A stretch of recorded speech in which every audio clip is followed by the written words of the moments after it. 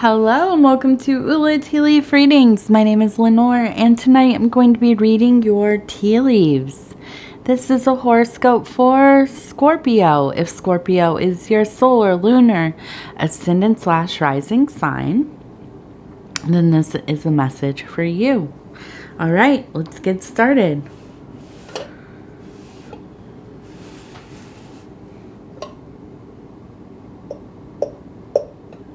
All right, knock, knock, knock.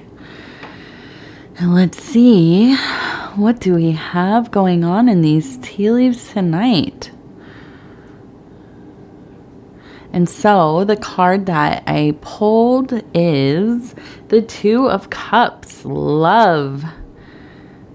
That's not too shabby. So this is a card that's that is often about happiness of love, emotional harmony, kind of a bonded power and unity, just, coming together,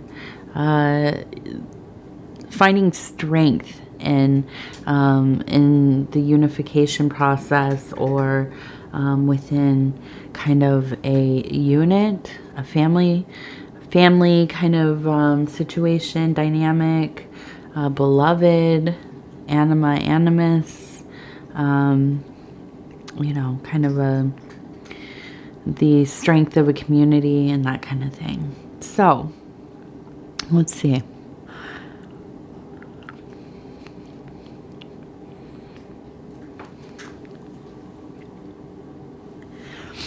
Okay, so I feel like we have immediately I'm seeing, and this is kind of the larger, this is our larger formation here. It all kind of, a lot of it, not all of it, a lot of it came over into this area right there.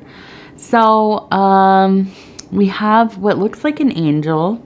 Here's the head and the body and the wing. And then we have some kind of figure here. It looks like it's wearing a robe. Its arm is up. It's holding something, maybe a flower. It looks like there's maybe a horn here. And then in the middle, we have something that almost kind of looks like a devil. Kind of a slender body, the two horns there, the tail right there. And kind of in between these two beings, right? So I almost feel like, honestly, what comes to mind for me here is the integration of different archetypes, kind of striving to surpass the duality of things. The duality within the archetypes, the duality within our understanding of good, bad, black, white, happy, sad, all of these, and really embracing. Hi, Pudgy. Can you please come down? All right. All my readings, this cat today has just been coming. If you've watched any of my readings, you know he loves to visit, and I love him to visit, but he is shedding, and he's also just wound up, so he's been pushing everything over. And then he's shedding, I brush him, it doesn't matter, I still get cat hair all over me and in my mouth, and it's just, I can't do it right now. So poor Pudgy, he had to go, but he does say hello. So anyhow, this is so much about really just accepting different parts of yourself. Okay, we all have a little bit of that devil in us. We all have hopefully a little bit more of the angel. Okay, and then we have probably what I would imagine is something maybe like the high priestess, or maybe even the magician, some kind of initiated being who is also partakes in this kind of getting to know the archetypes, but becomes you know, intertwined with them, in a relationship with them in some way. And this is that kind of Jungian integration process where instead of trying to banish all of this deviant behavior or, you know, kind of the different manifestations of that trickster, devil, whatever, you meet it as though you would, you know, you would a small child who needs to be loved, given some attention, boundaries created, you know, to develop places to put this energy that are not destructive, right? So like into art, into making, into social, you know, like campaigns, and I'm trying to I'm trying to think here. You know, putting that energy that could otherwise be kind of chaotic, destructive, antisocial, putting it into other places. One of the things I love that is somewhat related to that that devil archetype is some of the anger that comes up, right? And so putting that that kind of instinct to give over to that rage, that red hot kind of vengeance, and putting it into doing things that are physical, chopping wood, cleaning up your yard, going out and, you know, I don't know, finding somewhere to do like demo, volunteering your time to do something like picking up trash. And these seem like silly ideas, but really when you exert yourself physically, it is really helpful for processing some of that energy that is oftentimes kind of trapped in your body and kind of builds up, and then it becomes anxiety, anger, resentment, rage, these kinds of things. So, you know, even mindfulness practices, things that we learn in, you know, CBT, stimming things that you can do. One I've talked about before is taking, when you have a lot of anger, going and taking a cooler shower, so that you bring down your body temperature, and that immediately changes. It maybe doesn't dissolve the whole feeling, of course, but it's enough time to kind of change how you're feeling in that moment where you might make a decision that is harmful to yourself or others, or, you know, just destructive in your own life in some way. So taking, you know, taking to using different kinds of techniques to manage these things. And that's all about what that integration is.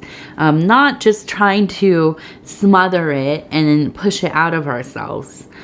Because ultimately, we know that that kind of oppression, trying to repress things, they don't go away. They just kind of get hidden in the dark and they fester. And then at some time, something goes wrong and it explodes, right?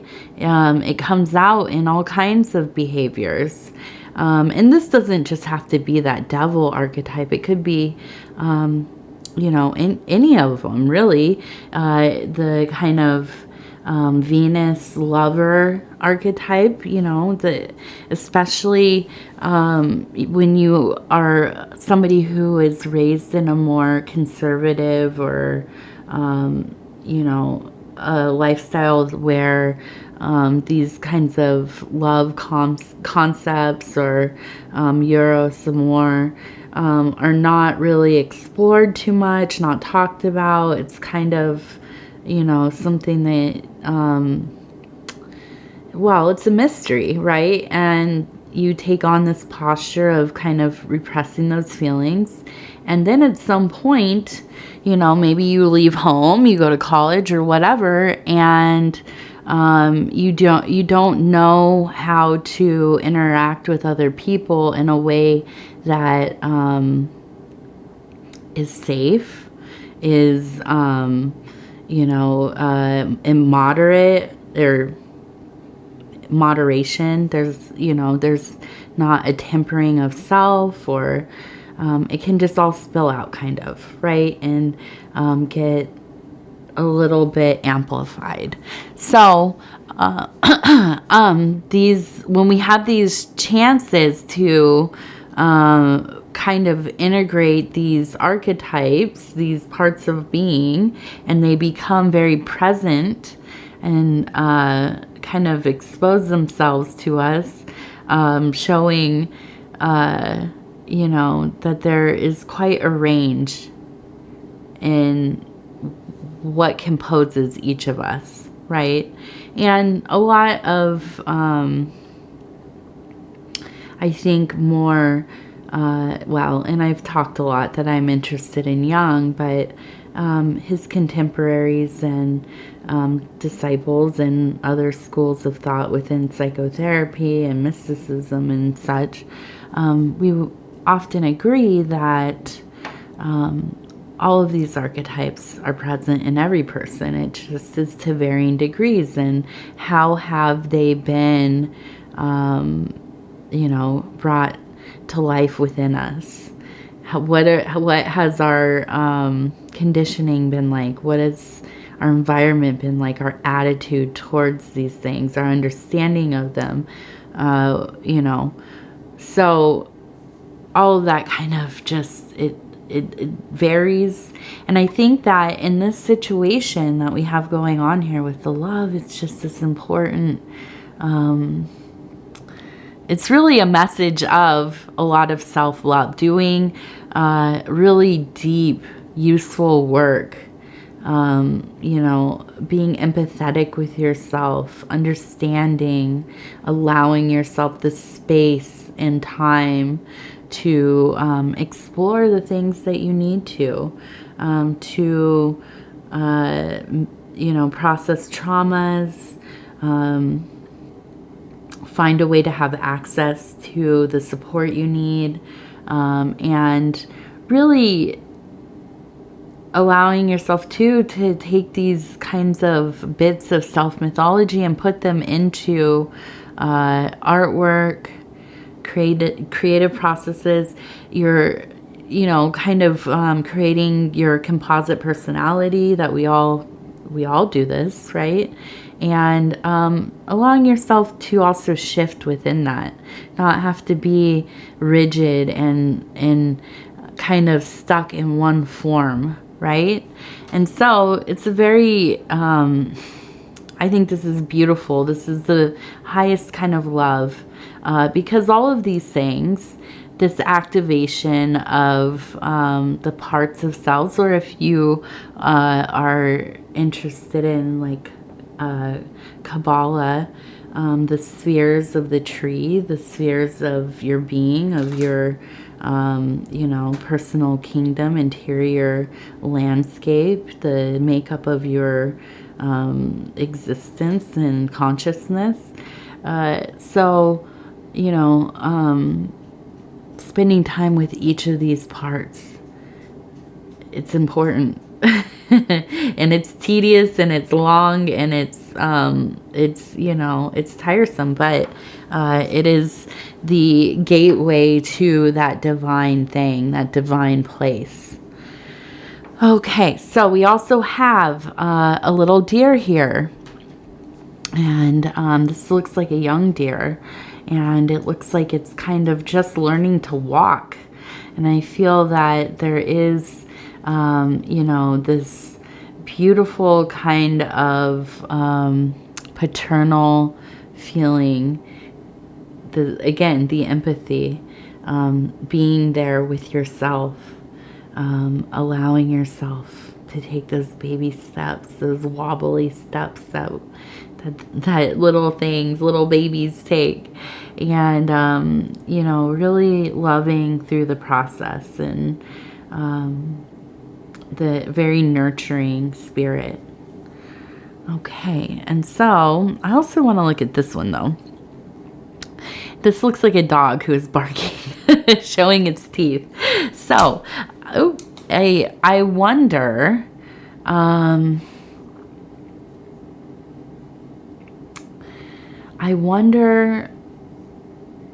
what it is that is coming up that has you in a posture of being very guarded. And I think that this is something that happens with you. It's that you do this really deep work. You get into this really, really kind of spiritually potent place, psychically potent, emotionally potent for sure. And then something happens in your mundane life, in your material world, maybe in your relationships or work or whatever. And you are very sensitive to anybody's, you know, BS, right? And so you get kind of set off pretty easily. And I think that that's really the thing here, is that the moment somebody has anything to say to you about whatever, and you just are not ready, you're not ready for it, you don't want to hear it, you're not here for that, there is this posture of kind of that, you know, just barking your head off. Get away, back up, you know, not in my space. And, you know, I think that this is kind of a normal response for when you get very immersed in your interior work. It's hard sometimes to balance the exterior things with this hyper focus on a landscape that is really only accessible to you. Okay, so it's kind of like that guard dog that kind of comes up and takes care of that outer body, that outer kind of shell that we have that, you know, holds together the consciousness that gets us into that interior place. So I think it's just important for you to consider, you know, trying to relieve yourself of some of your exterior anxieties, doing some mindfulness, breathing, trying to be present where you can, and, you know, just also communicating with others that you are kind of, you know, off limits right now. Not really interested in spending too much time partaking in the affairs of the world. And if they can't understand that, well, then I don't know, you know. So let's see, what else do we have here? Okay. And it looks like we have a face that looks kind of like Picasso. I feel like there really is kind of a sense of kind of just a sense of self being warped when you are in these, like, it's strange when you get into a place where you feel like you know yourself more than ever, but it's not in this, it does not really translate very much to your physical body and physical life so much. It almost kind of can switch and feel like your waking life is more a dream than your dream life or your interior, you know, your interior worlds. Those can begin to feel more real than, you know, this landscape we're living in together, this shared conscious, shared hallucination that all of our consciousnesses are kind of, you know, just roaming around, bumping into each other. And so I don't think that is abnormal either. I think that's a pretty normal thing. But I think that the grounding is so important during these times for sure. Okay, let's see. And so we have an I and a Y. I don't know what that means.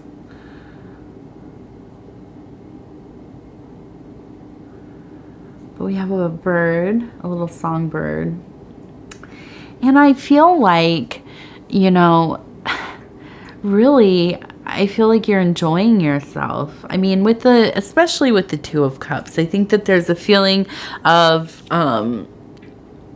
some elation, splendor, just feeling able to sit and concentrate, enjoy the moment, you know, sit and drink your coffee, really taste it, have your, you know, your tea or whatever you drink, you know, your Monster energy drink or whatever, and sit and really be with it, contemplate. And this is a really nice change from some of the more static emotional feelings, kind of the pulling you into wanting to be out and social and you know, maybe partying or whatever. This is much more of a kind of a slower paced, thoughtful kind of enjoyment. And I think that, you know, the only thing that I see that you really have to kind of watch out for is just getting snippy with people. It's okay for us to have, you know, real high walls and boundaries. We don't have to let anybody in or very many people. We can be discerning, and that's fine. There's nothing wrong with that. But we do have to honor one another and treat each other with as much kindness as we can. And so I think that's the biggest thing to really focus on, besides, you know, continuing this work, enjoying it, being thankful that you are in this configuration where you can focus on it.